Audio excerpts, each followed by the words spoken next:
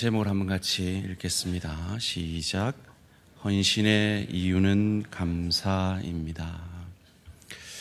여러분, 마지막 선지자, 율법의 마지막 선지자인 세례 요한과 그 율법을 이루신 완성하신 예수님의 공통점이 무엇인지 아십니까? 두 분 다 그의 사역의 선포가 회개하라 천국이 가까웠느니라 라는 선포를 했다는 공통점이 있습니다. 우리는 천국 하니까 그저 heaven, 하늘나라 이렇게 생각하는데요, 정확하게는 하나님의 나라가 가까웠느니라 라고 선포하신 겁니다. 그리고 바리새인들이 예수님께 그 하나님의 나라가 언제 임합니까? 라고 물었을 때 예수님은 아주 흥미로운 답을 하십니다. 하나님 나라는 너희 안에 있느니라 라고 대답하십니다. 하나님 나라는 언제 어디에 임하는 것일까요? 오늘 참 현대인들은 바쁘고 지쳐 있습니다. 그 바쁘고 지쳐 있는 현대인들에게 이 사람의 마음을 연구하는 학자들이 그들에게 꼭 필요한 게 뭔가라고 연구를 했대요. 그랬더니 사람에게 지쳐 있는 바쁜 현대인들에게 꼭 필요한 것이 지난 날을 돌아보며 자기를 돌아보며 지금 현재 자기의 형편처지와 상황을 돌아봄으로 말미암아 그 상황을 객관화하는 그런 시각이 쉼을 주며 안식을 준다라고 말을 합니다.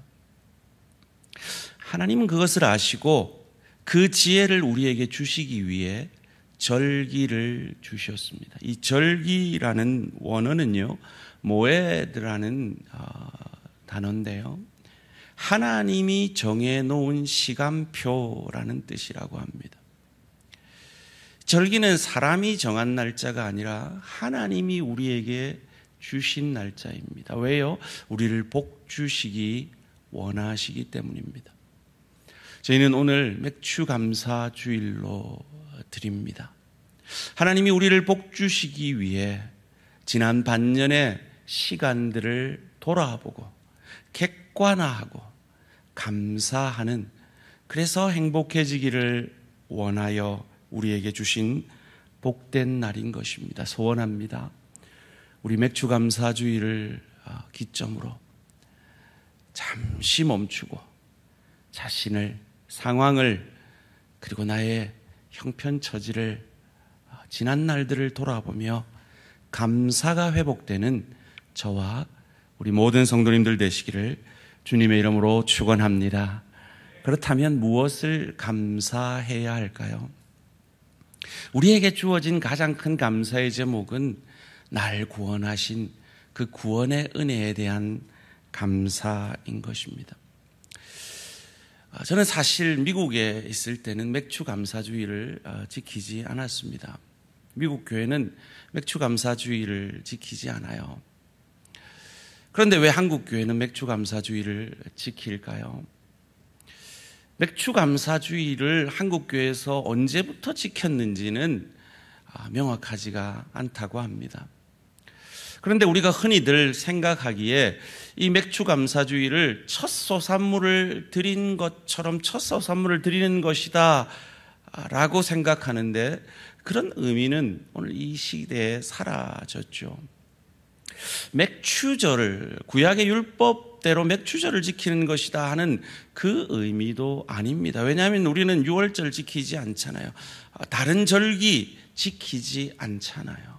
그렇다면 왜 한국 교회는 맥주 감사주의를 지키는 것일까요? 이 7월 첫째 주가 우리 이전의 농경 시대에는 보리고개였습니다. 그러니까 가장 헌금하기 어려운 시기를 지나고 있었던 거죠. 그러니까 가난한 지체들은 더 어려웠겠죠. 교회도 더 어려웠을 겁니다. 그 어려운 교회를 날 구원하신 주님의 은혜, 그 구원의 은혜에 감사함으로 내가 좀 덜 먹어도 어려운 지체들과 어려운 교회를 위해 그 구원의 은혜에 감사하여 헌신한 그 우리 한국 기독교의 거룩하고 귀한 전통이 이어져 내려오는 것입니다. 사랑하는 성도님들, 7월 첫째 주일입니다. 여러분 마음에 감사가 얼마나 넘치고 계십니까? 오늘 제목이 뭐였죠? 헌신의 이유는 감사입니다. 우리 대한교회 지난 40여 년간 수많은 하나님의 사람들의 헌신으로 이렇게 아름답게 세워져 가고 있는 것입니다. 왜 그분들이 그렇게 헌신하셨을까요? 왜 지금도 헌신하고 계실까요? 왜 여러분은 오늘 그냥 오시지 않고 정성껏 준비한 맥주 감사 헌금을 하나님 앞에 바치는 헌신을 하시고 계십니까? 날 구원하신 주님, 지금까지 나를 인도하신 그 하나님 앞에 감사하기 때문일 것입니다. 오늘 본문에는 이 우리 믿음의 조상들이 그 보릿고개 어려울 때 드렸던 그 헌신의 버금가는 놀라운 헌신의 사람을 만나게 됩니다. 우리도 좀 그렇지만 유대인들에게는 시체라는 것은 절망의 상징입니다. 부정의 상징입니다. 그래서 시체를 만진 자는 7일 동안 부정해졌습니다. 이 시체가 있는 공간에 한 텐트에만 있어도 부정해졌습니다. 시체가 있는 거기에 그릇을 뚜껑을 열어두었다면 그 그릇도 7일간 부정해졌습니다. 그래서 3일째, 7일째 그 부정을 정하게 하는 예식을 행해야 했습니다. 예수님이 부정해졌습니다. 시체가 되셨습니다. 그래서 그를 따르던 제자들이 그 부정한 시체가 된 그의 스승을 다 떠나 도망간 그때 요셉이라는, 아리마대에 사는 요셉이라는 사람이 감히 빌라도에게 나아가서 그 시체를 달라 요구합니다. 그는 잃을 것이 많았던 사람입니다. 성경은 그가 부자였다라고 기록하고 있습니다. 마태복음 27장 57절 말씀입니다. 저 물었을 때 아리마대의 부자 요셉이라 하는 사람이 왔으니 그도 예수의 제자라. 그가 어느 정도 부자였는가 하면 이스라엘은 우리처럼 땅에 묻는 것이 아니라 동굴을 파서 그 동굴의 시체를 세마포에 싸서 장사 지내고 그 시체가 삭아서 재가 되면 단지에 그 재를 담아서 가족묘로 쭉 진열해서 고조 할아버지 이렇게 쭉 진열해서 많은 가족들이 한 동굴의 묘에 장사되어지는 것이 이 유대의 관습이었습니다. 그런데 이 아리마대에 살던 요셉은 얼마나 부자였는가 하면 자기로부터 새 묘지를, 새 동굴을 시작할 정도로 부자였다고 오늘 본문 마태복음 27장 60절이 이렇게 말합니다. 바위 속에 판 자기 새 무덤에 넣어두고 큰 돌을 굴려 무덤 문에 놓고 가니.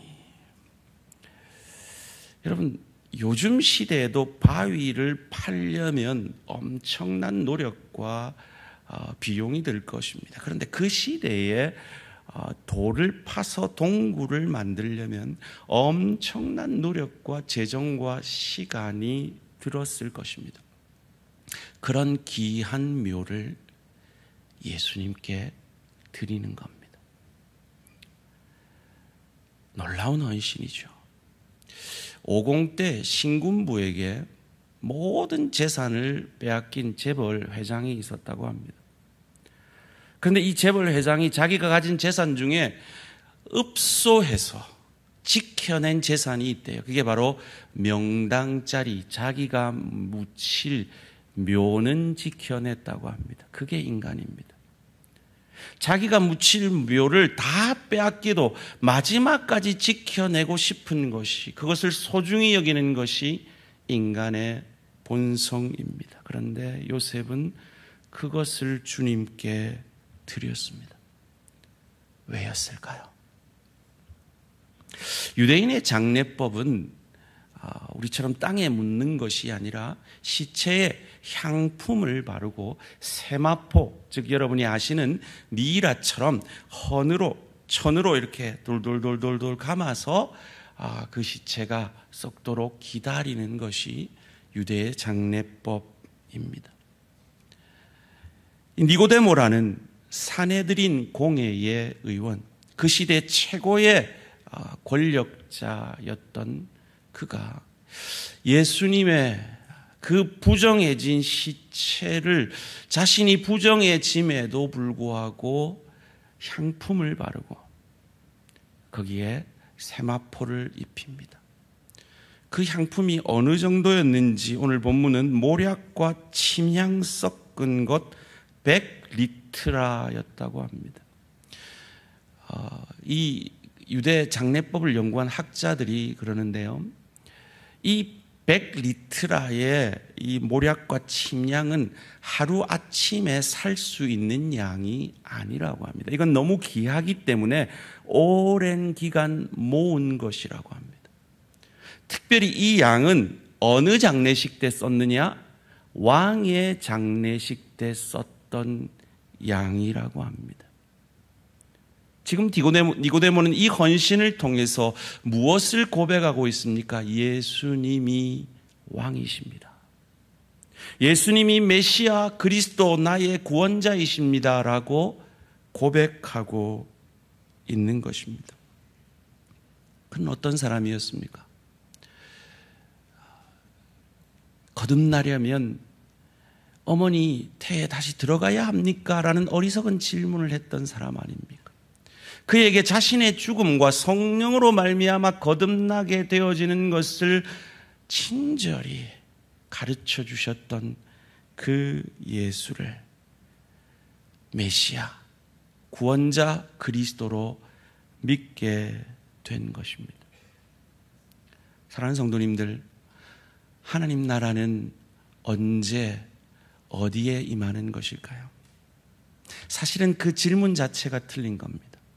이렇게 질문하셔야 됩니다. 한번 저를 따라해 보실래요? 하나님 나라는 누구입니까? 하나님 나라는 예수 그리스도십니다. 그래서 그는 고백합니다. 회개하라, 천국이 하나님 나라가 가까웠느니라 라고요. 그리고 바리새인들에게 답한, 하나님 나라는 너희 안에 있느냐. 영어로 among you. 여기서 이 among은 세 사람 이상이 모일 때 쓰는 전치사입니다. 그들 가운데 있는 내가 하나님 나라다. 내가 너희를 위해 왔고 그 하나님 나라를 이제 죽어 부활함으로 완성할 것이다 라고 말씀해 주고 계신 겁니다. 니고데모가, 요셉이 어떤 사람이었습니까? 요셉은 자기의 믿음을 너무 잃을 것이 많아서 감추고 있었던 사람입니다.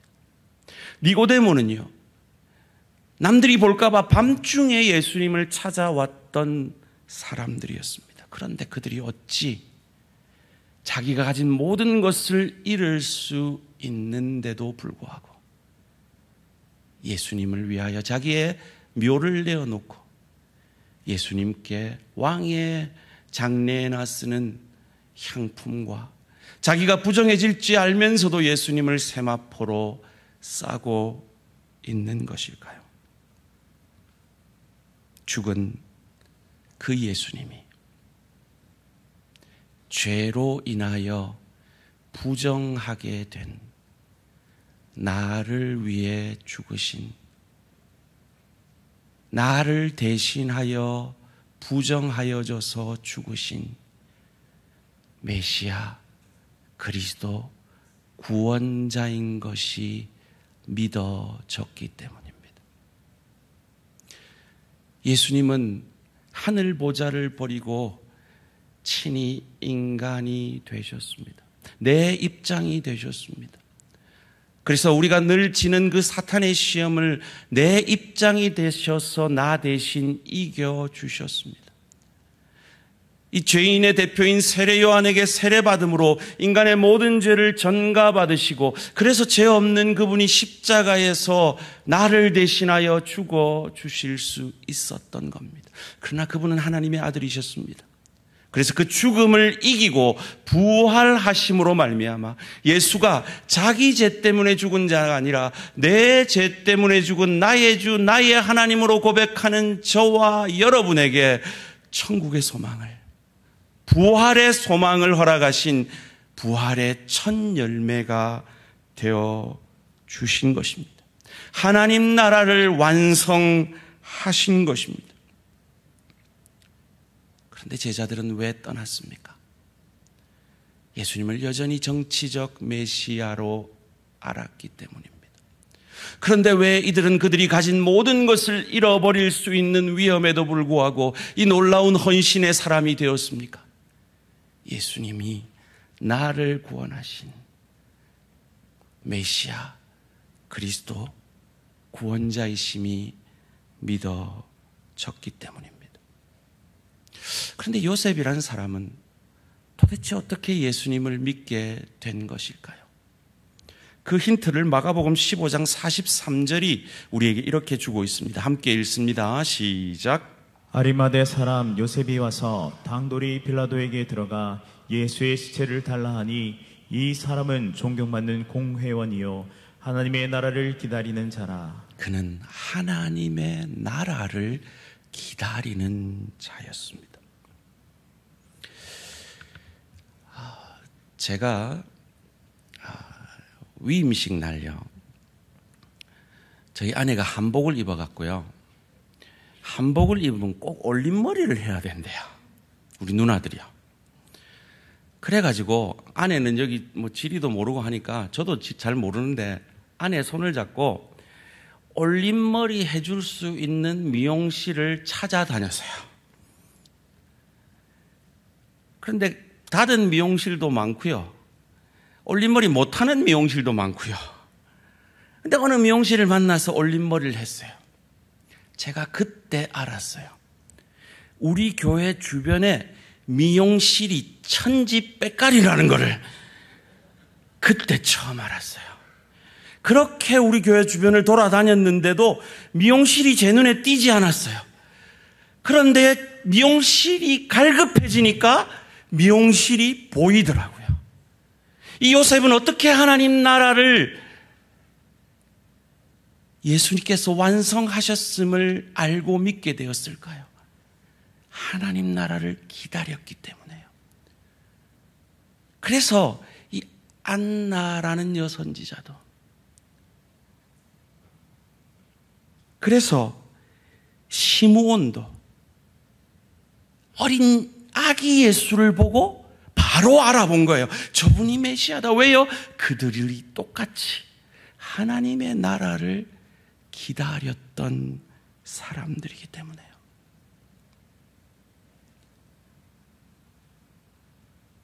사랑하는 성도님들, 요셉도 이 니고데모도 예수님의 전 삶을 통해서 그리고 그가 십자가상에서 마지막으로 고백한 그 7마디의 고백 속에서 저분이 그냥 인간이 아니구나. 저분은 하나님이시고 저분은 우리의 메시아고 구원자고 그리스도시구나 하는 것을 알고 믿게 되었을 때 그들은 놀라운 헌신의 사람으로 변화되었던 겁니다. 예수님이 십자가상에서 무슨 고백을 하셨기에요?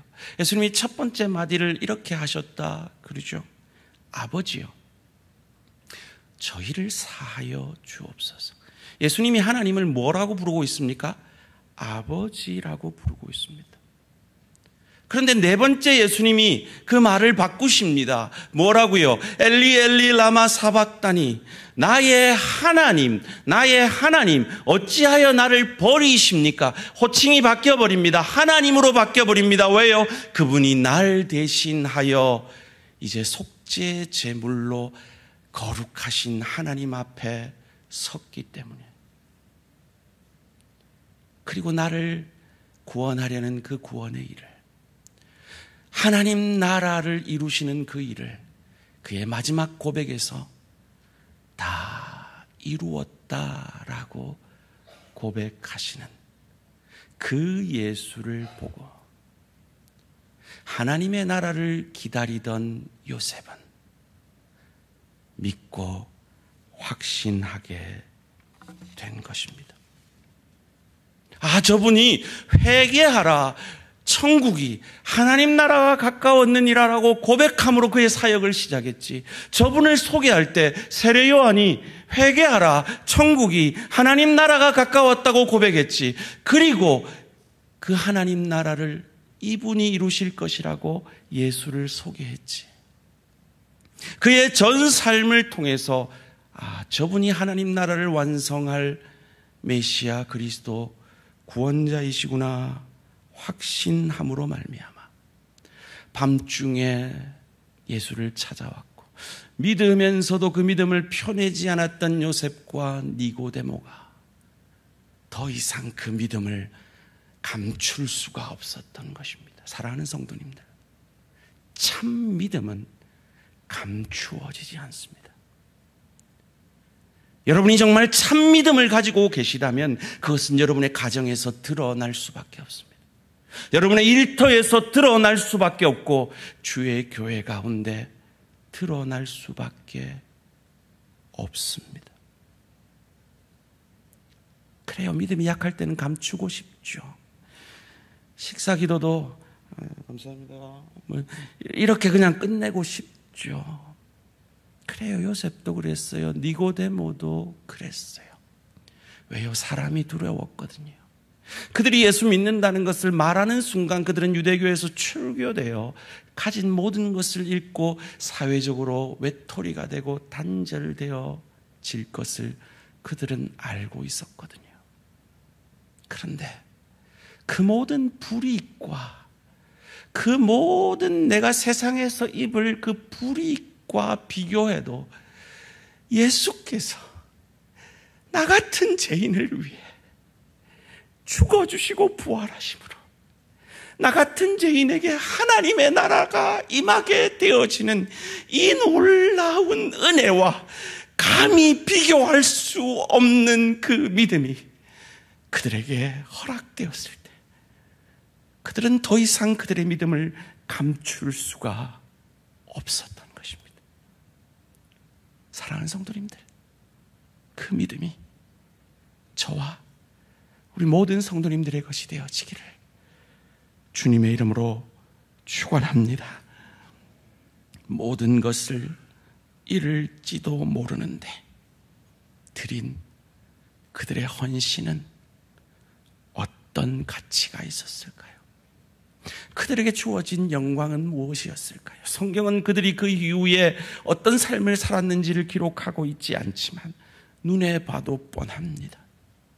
요셉은 그가 가진 부를 많이 잃었을 것이고 니고데모는 공회원에서 해고되었을 것입니다.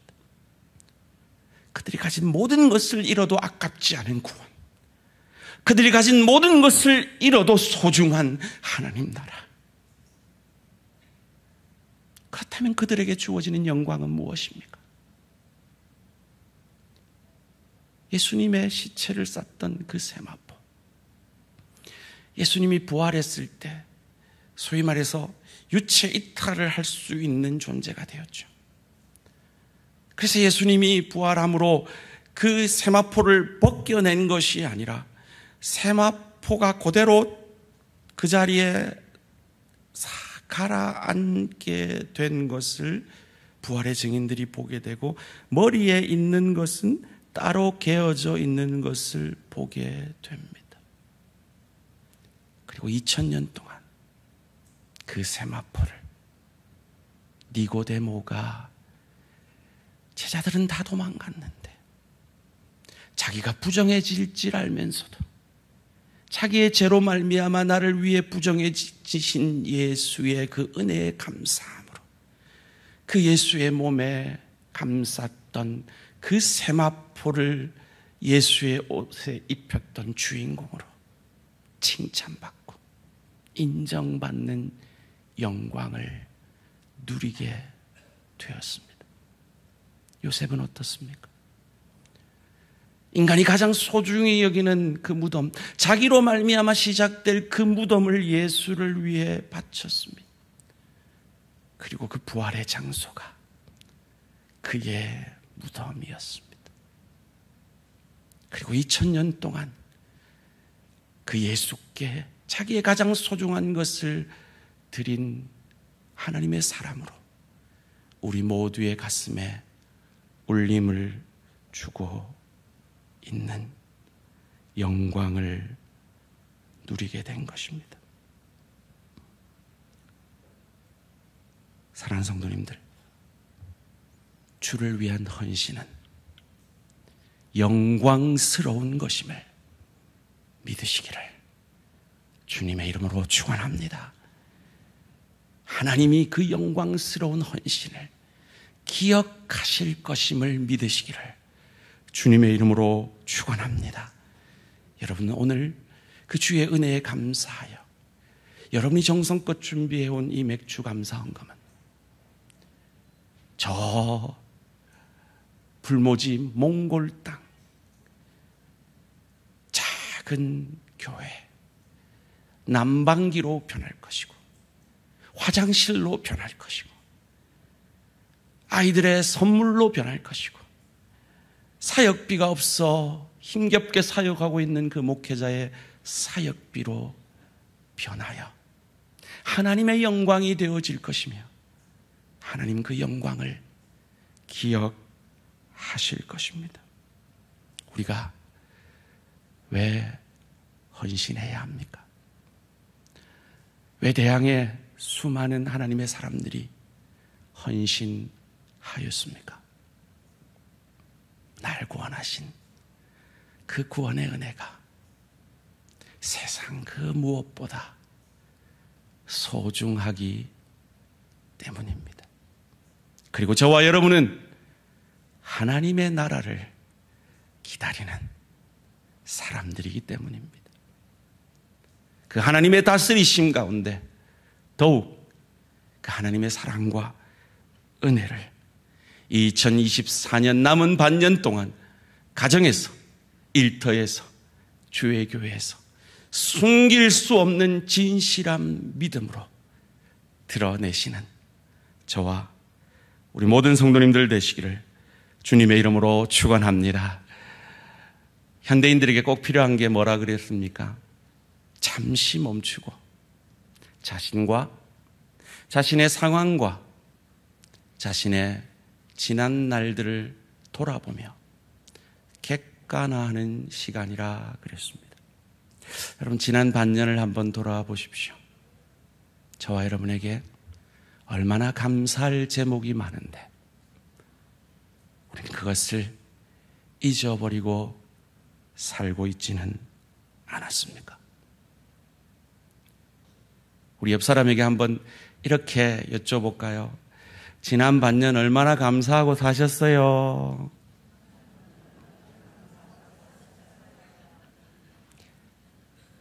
다시 한번 여쭈는데요. 똑같은 질문입니다. 지난 반년 얼마나 행복하셨어요? 같은 말입니다. 왜 주님이 절기를 통해 우리에게 감사하라고요? 우리 푼돈 뺏으려고 하는 거 아니에요. 감사를 회복해서 저와 여러분이 행복해지기를 우리 주님은 바라시기 때문입니다. 오늘을 기점으로 감사를 회복하고, 그래서 남은 2024년 감사가 더욱 넘치는 저와 우리 모든 성도님들 되시기를 주님의 이름으로 축원합니다.